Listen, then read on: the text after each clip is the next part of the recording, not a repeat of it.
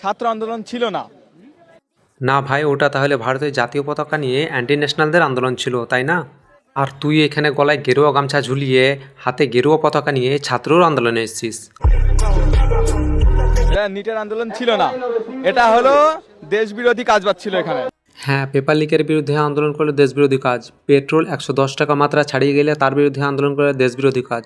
তোরা কিসের জন্য নেমেছিস তাহলে? তোরা কি দেশটাকে স্বাধীন করার জন্য নেমেছিস? সব ওরা যারা ছাত্র ছিল তারা কোনোদিন দেশের বিরুদ্ধে যায় না, কিন্তু ওরা গেছিল। এই ছ্যামড়াকে কিভাবে বোঝায়? ছাত্ররা দেশের বিরুদ্ধে না রে, অন্যায়ের বিরুদ্ধে প্রতিবাদ করতে গিয়েছিল।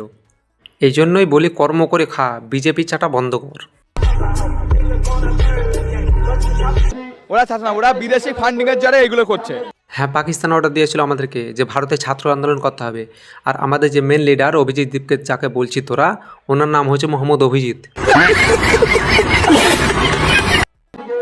আমি বার্তা দিতে চাই প্রত্যেকটা ককরোচ জনতা পার্টির কার্যকর্তাদের।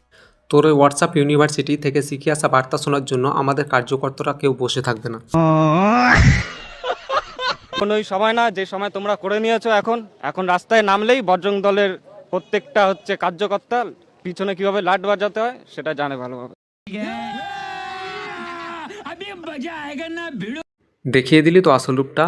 তোদের সমস্যা এখানে নয় যে প্রোটেস্ট হচ্ছে, কিন্তু ওই প্রোটেস্টে যে মুসলিমরাও অংশগ্রহণ করেছে এই নিয়ে তোদের গা জ্বালা।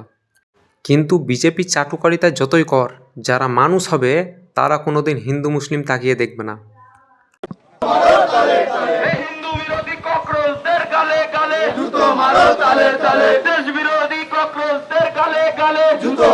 কাকু, আপনাদের কাছে আমার একটি প্রশ্ন, ভিডিওটি পৌঁছালে অবশ্যই কমেন্টে উত্তর দেবেন। তা ইতিমধ্যে ভারতের সবচেয়ে বড় ছাত্র আন্দোলনটা কি হিন্দুদের বিরুদ্ধে হয়েছিল না দেশের বিরুদ্ধে হয়েছিল? একটু কমেন্টে জানিয়েন। আর একটি কথা, যন্তর মন্ত্রে যেসব ছাত্রছাত্রীরা গিয়েছিল তার মধ্যে 90% তো হিন্দুই ছিল। তাহলে ওদেরকে জুতো মারা মানে তো নিজের ধর্মকে নিজেই জুতো মারা হয়ে গেল। ওই জন্যে বলি, বিজেপি চাটুকারিতা না করে দেশকে ভালোবাসতে শিখুন, নিজের ধর্মকে ভালোবাসতে শিখুন।